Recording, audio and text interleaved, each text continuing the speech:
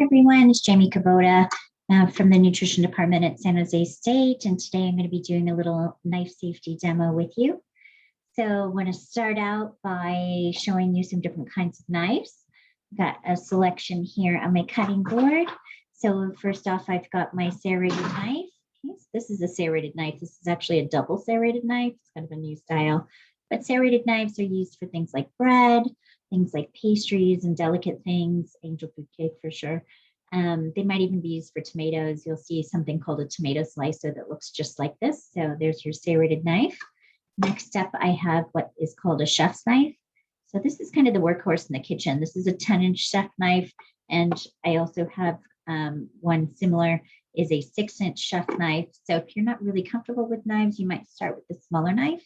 And then once you're more comfortable with the knife, you can move up to larger knives. So this is kind of my workhorse.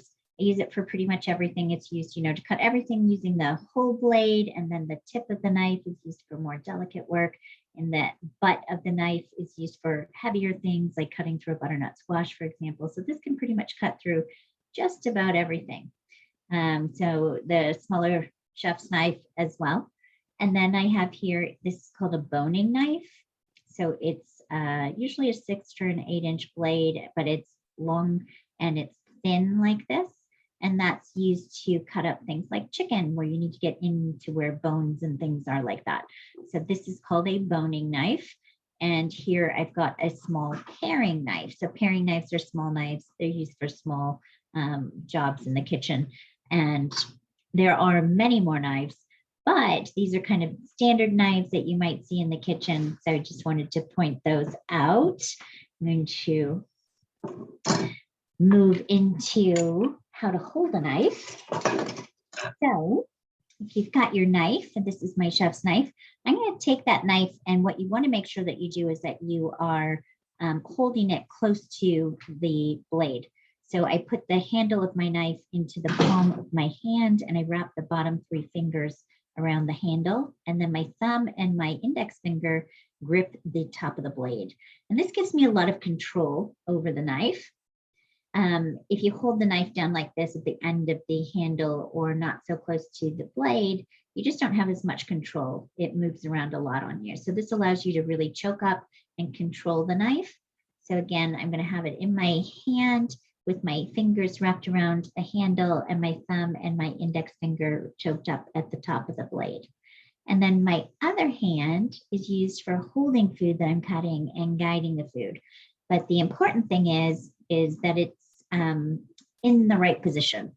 So I want to make sure that I've got my hand perpendicular to the knife, and I call this the claw. So my hand is actually holding the food that I'm guiding, but my fingers are tucked back and my thumb behind in what I call the claw position, the claw. So this will make sure that you don't cut yourself. It's not a natural position. It takes some time and practice to hold your hand in this position, but it's really the safest way to cut. So a few more things on knife safety before we move on. I also have something here called a steel. So this is a tool that the myth is, or a lot of people will say, oh, it's the sharpener. It's called the steel. And the reason for it, sorry about the dog barking. It seems to bark in every single video that I do. So it might just be my sidekick. Let me put her out. Okay, so the steel is actually intended to hone the edge of the knife. So you take the blade of the knife and you run it from the butt end all the way to the tip of the knife on each side. You just run the knife along the steel. And what that is doing is bringing the blade back into alignment. So it's honing the blade. Because as you're cutting with a knife, what happens is the edge of the blade, as you're cutting through things, gets out of alignment. And so the more that you cut, the more that happens, and the more the knife will seem dull, even if it's not quite dull. So this just brings it back into alignment so that your knife will function better. But it doesn't actually serve to sharpen your knife, which brings us into a discussion about sharpening knives. So it's actually really important to work with sharp knives. number one, it's safer. If you have a dull knife, you have to press harder with it and you're more likely to slip and end up cutting yourself. So you're safer with a sharp knife. It's also just much more enjoyable and fun and efficient to work with a sharp knife. If you've got a sharp knife, you glide through things easily, you can cut much more quickly, and it's just a lot more fun. So sharp knife is super important. So talking about sharpening knives, you can have them done professionally, and I actually recommend that. Like if you're someone who cooks a lot, you might even think about doing it every 6 months, but if you don't cook a lot, like every year is fine. And you can take them to a professional knife sharpener. There's a few in the area, but they're not as easy to find anymore. But butchers are great at sharpening knives, and they usually, if it's a good butcher, will offer this service. So you can drop your knives off, say on a Thursday, and then come back and pick them up the next Thursday. And either it's the butchers or they're having a service come in that sharpens all of their knives, and they do their customers at the same time. So that's one way. Or maybe like at my Ace Hardware, there's a guy that comes every other week, and he's out on Sunday afternoons from 1 to 4 sharpening knives. So you can bring them by while you do some other shopping, and he'll sharpen them for you. And it's not very expensive. It's usually like $5 or $6 a knife. So it's really actually inexpensive, and a great way to make sure that you have sharp knives in the kitchen. But there are also tools that you can do this at home. So in culinary school, we were taught on a stone. You actually take the knife and you work it on a stone, and that can sharpen the blade. It takes a little practice to do it correctly because you have to hold the knife at the right angle, etc., and learn how to make sure that you get the entire blade. If you don't do it well, you can actually nick your blade, kind of take off too much, ruin your knives, etc. So you have to learn how to do it. And if you do, then it's great. It's a great way to do it. I had a stone for a long time, and I would do them. I would also take them to the professional knife sharpener. And during one of our moves, I just didn't find the stone again. And in the meantime, my husband bought this electric knife sharpener. So these electric knife sharpeners are awesome because they're so easy. They do all the work for you. So I have one here. It's got 3 slots on it because I have both American and European and Asian style knives. And I'll explain why that's important. So there's a slot for Asian knives and for a European or American style knife. And then the third slot is just kind of the final refining wheel. So it's important because I actually can show you the difference here. My larger chef's knife is just an American European style knife. And I can tell because the steel on it, on the blade, is just flat. You don't see any folds in the steel. In the Asian style knives, and hopefully you can see that, in the Asian style knives, you can actually see the folding of the steel in the blade. So you can tell that it's an Asian style knife because of that. They're pretty to look at. The big difference is the angle of the blade. So in Asian style knives, it's got a smaller angle, whereas in the European style knives, it's slightly wider angle to the blade, to the finish end of the point of the blade. So that's the difference. And why it makes a difference is because it determines how the knife will be sharpened, how it will be held during sharpening. So in mine, if I'm going to sharpen my Asian style blade, then I go through this slot and I go through the last slot to finish it up. And if I'm going to do my American style knife, then I go through slot number 2, which is for American knives or European knives, and then the last slot. So I'll show you really quickly how easy this is.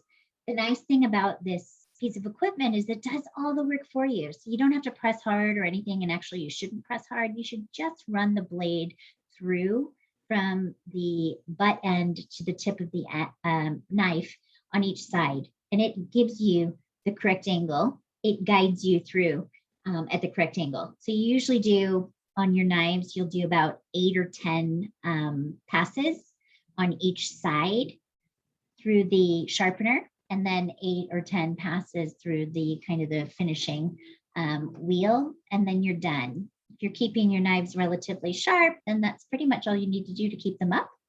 If they're pretty dull, you might need a little bit more work than that, or maybe that's the time that you take them into the professionals.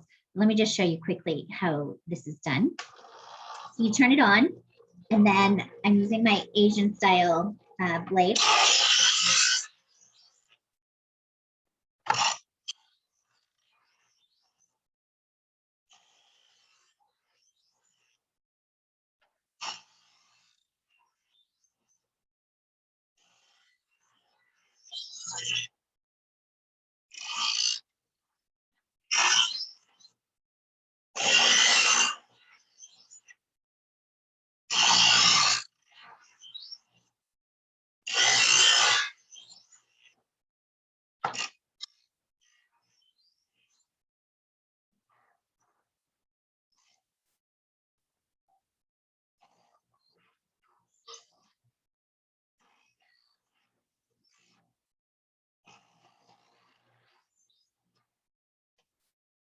So I only did it a couple of times, just wanted to show you kind of how easy that is.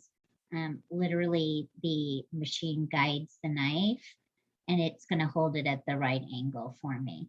So love this little electric knife sharpener. If you have just American style knives, then you can get one with just 2 slots, a little less expensive. They're not expensive, they're like 50 bucks. But, you know, it's a lifetime of knife sharpening. So you wouldn't even have to take them if you can take care of your own knives at home, and just take them every once in a while if they get out of shape. You know, the other thing about professional knife sharpeners, you know, say something happens and you drop your knife, and that happens occasionally, and maybe you break the tip or something like that. They can clean that up much better than we can. I couldn't clean up a broken tip using this machine, maybe on a stone, but a professional knife sharpener can really help get those kinds of things out. And knives really will last you a lifetime. I have some knives that are left here from culinary school, so 25 years of professional work. Some of my knives are still here and going. So literally take care of your knives, and they will serve you well. So that kind of segues into knife care.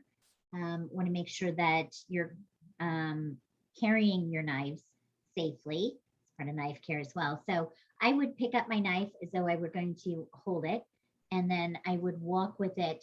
And I think you can see kind of, I have it down to the side and pointing down and back behind me.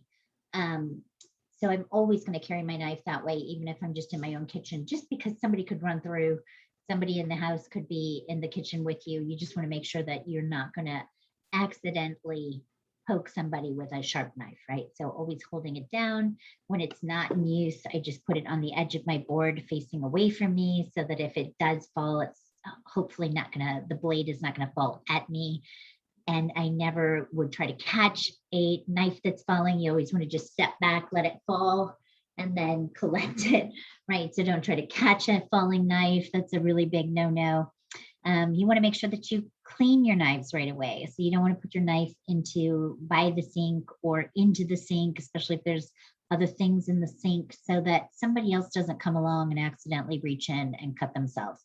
So just take care that you always know where your knives are in the kitchen and that you're putting them away properly. As far as storing your knives, if you need to store them or take them with you somewhere, I don't know where I put my little knife guard, but I just want to show you what I've been using lately. So I used to have a knife block, and I think that's a pretty common way of keeping knives, and they're perfectly fine. I switched over to what's called a magnetic knife rail, and it's just here. It's along the side of my refrigerator. There's this magnetic rail here, and my knives just kind of click right on to that magnetic rail. I love it. So all my knives are just lined up there. I switched out mostly because I have a really small kitchen, and I realized I could free up some counter space. I could get rid of my knife block and free up some counter space. So I love it for that reason. Another thing that they say is that, you know, with knife blocks, you can't tell if you're going to accidentally, if it gets dirty, for example, you can't see in the slots. It's hard to clean in the slots. If you're putting your knives away clean and dry, you're not likely to get any mold or anything growing in there. But that was one of the justifications for moving to the magnetic board. They also have these inserts for drawers. So if you've got a nice drawer that you have room in, you can get an insert. It's kind of like a knife block that fits into the drawer. So it holds your knives in there. So it's going to protect the knives, protect the blade, protect you so that you wouldn't reach in and accidentally cut yourself on a knife. So those can be a good way to store your knives as well. I think that's it on knife care and storage of knives. We're going to move into doing some knife cuts here. Give me just a second to set up. Alrighty, so I want to show you how to cut a few things. I know we've already done this before in some of our demos in the series, but in case you haven't joined us before, I'm going to review cutting an onion. It's one of those things, if you put onion in so many different things. So if you can cut an onion fast and quick, it's going to save you a lot of time when you're cooking. So we'll start with onions. I've got a nice yellow onion here. This hairy part would be the root end. The stem end is here. So this would be growing out of the ground. And of course, the bulb would be growing in the ground. So I'm going to cut just the bottom of the onion off. That gives me a flat surface. And that's a good tip for cutting. Anytime you've got something round, it's a good idea to try to cut off a little tip or bottom or edge so that then you can turn it onto that flat surface and it's not going to roll around on you. I also like on onions to just give it a little shave is what I call it. So just take the roots off so that these hairy parts, see all those little pieces, don't end up into my, in what I'm cutting. So just wipe that off. And then I'm going to cut it in half. And then you can take each one of those halves and you can peel it. You just pull off the papery peels just down to the edge until you get to a good onion. We'll pull those off. And then you can deal with the halves. So the halves can be sliced. We'll slice one and they can be diced as well. So my two halves here. So if I'm going to slice an onion, what I'm going to do is you can do it one of two ways. You can simply slice it. So another important aspect of knife safety is how to hold this guiding hand, right? So this is the hand that's going to hold the food that you're cutting and also guide the food, right? And so it goes perpendicular to the knife. And that means that you actually have to turn your arm just a little bit to get your hand perpendicular to the knife. And the position is the claw. So you want to make sure that your fingers are pulled back, tucked behind, and your thumb behind everything. So I call it the claw, and those fingers are tucked back, the thumb behind, and you're perpendicular to the knife as you're cutting. So you can cut some slices. And I've got a nice sharp knife tonight, so that's helpful with onions especially. You want to have a sharp knife because a dull knife with onions, you end up squashing the onion and you release a lot more of those volatile compounds that are going to bother your eyes. So I've got some nice slices there. I can put those on a little plate. Get those ready for burger garnish. I'm going to make turkey burgers tomorrow. So I'll just have that ready for our turkey burgers. It's a fun thing about prepping. You can prep ahead for a couple of meals. The other way that you can slice onions, just going to shave the rest of that off, is you can turn it and you can actually go in the direction perpendicular to the stem. And then I can slice this way and I end up with kind of slices that are good for things like stir fries, right? So I've got some good pieces here. You break those up and you've got nice slices. And yeah, I would save that for a stir fry. So let me get one more plate out. Two packs started here. So that is sliced onions. Now to dice an onion. To dice an onion, you make two sets of cuts. So the first set of cut is going to be perpendicular to the stem and the root ends. So I'm going to be cutting perpendicular, but what I want to do is make sure that I leave the root end intact. So I'm going to be cutting all the way up to, but not through that root end so that it holds together. And then once those cuts are made, I'm going to turn it and I'm going to cut perpendicular to those cuts. And what I end up with are little squares or dice. So however wide I make my cuts is how big my dice will be. If I need small dice, like a 1/4 inch pieces, I'm going to make a 1/4 inch cuts all the way through the onion, then turn it and go a 1/4 inch in the perpendicular to that, and I end up with 1/4 inch dice. If I need larger dice, 3/4 inch, for example, then I would make 3/4 inch cuts, turn it and make 3/4 inch cuts, and I'd end up with larger dice. So I'm just going to do this in 1/4 inch so that I get small dice, and I'll just show you how fast this is. I'm cutting through the onion, but not all the way through the end. So I'm leaving that intact. And so it stays together and I can turn it. And now I can go in the opposite direction. So perpendicular to that and make 1/4 inch cuts, get into the end. And now I've got dice. So here's my dice. Sometimes last little bits don't get all the way through. So you might get one little cut, but that is my dice. So it's super fast and easy. Got a little bit of that onion left. If I'm really being industrious, I usually will chop those as well because I don't like to waste anything. There we go. Hard for me to leave that. And there's your diced onions. I'm going to put these to the side of this plate. And then I wanted to just show you a couple of other things when it comes to knife cuts. I'm going to show you those slippery tomatoes.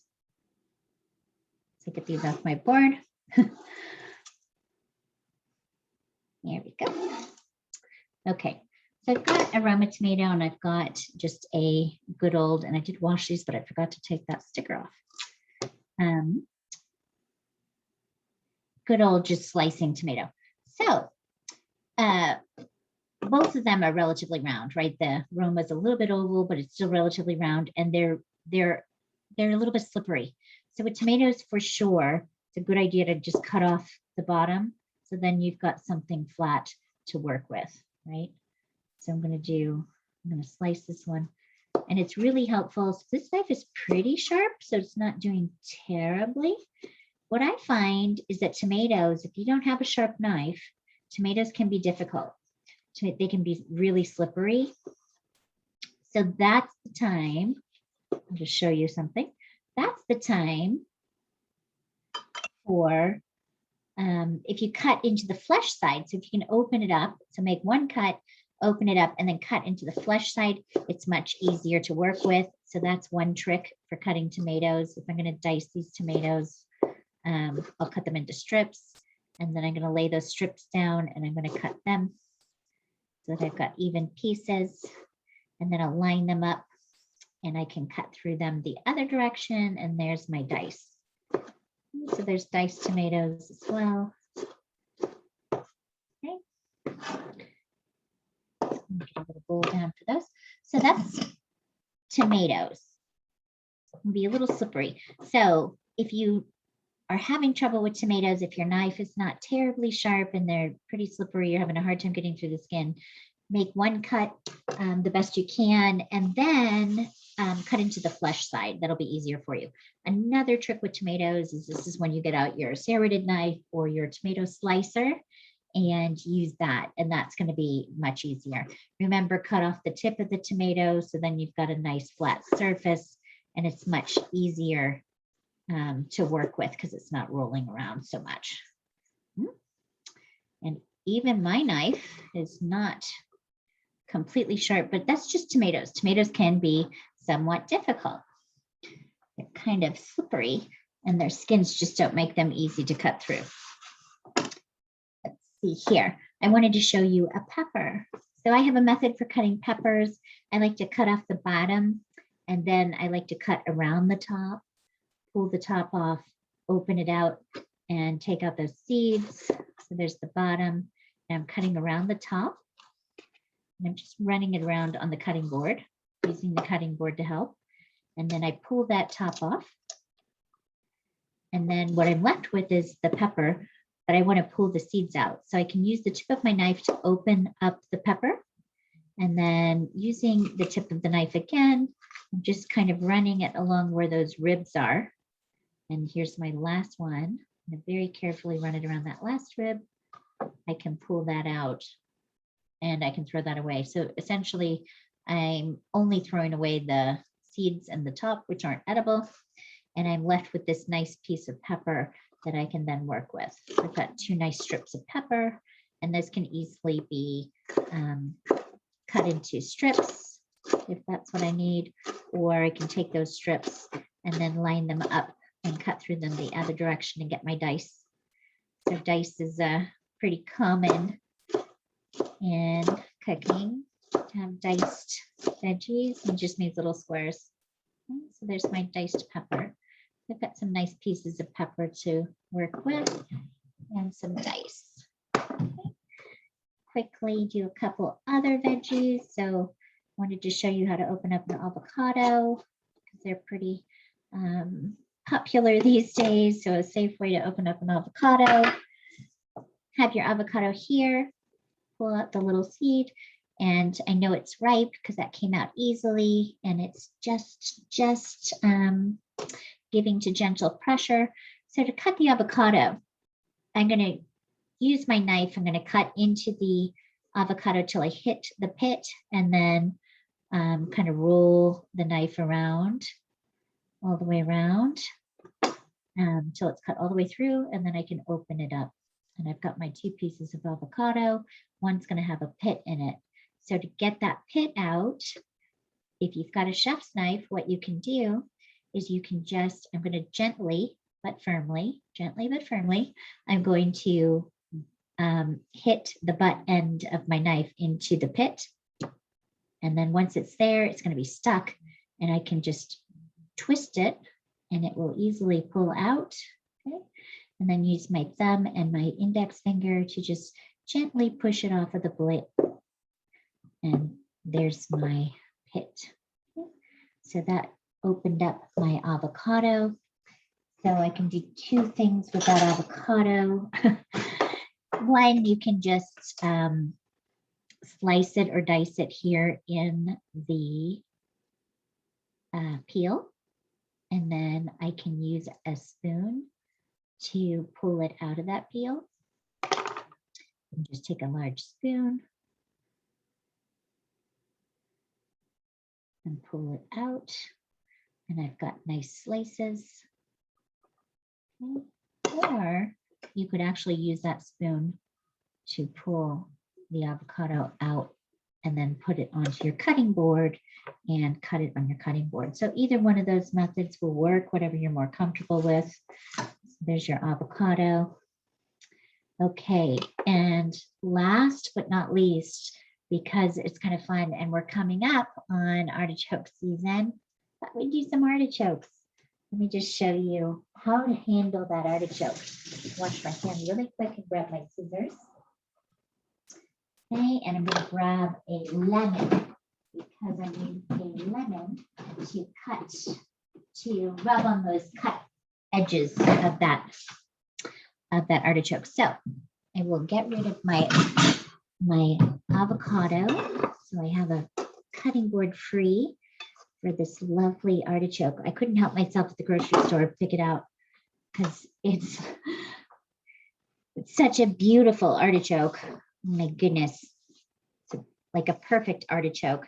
And a lot of people don't know how to prep an artichoke. So I thought I'd just share that with you really quickly.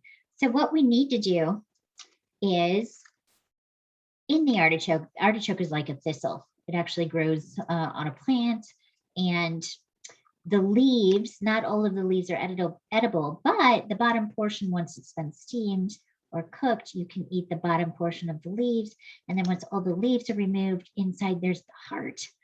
But within the center here, that's the thistle part. It's the part, the choke that you really can't eat. So what we're going to do is kind of get it to a point where you can steam it and get rid of that.